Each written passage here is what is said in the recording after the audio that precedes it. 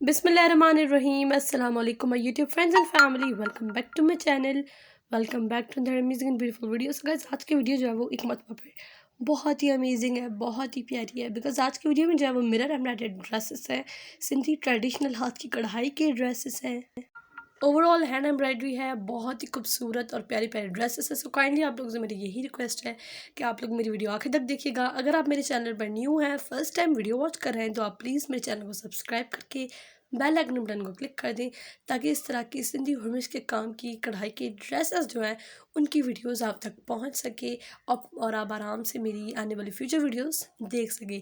सो ये full overall hand embroidery है, ये सारा हाथ का काम है एंड इट्स अ हर्मिच का काम, हाथ की कढ़ाई, हर्मिच एम्ब्रॉयडरी, सिंधी ट्रेडिशनल कढ़ाई है and it's so beautiful and so nice.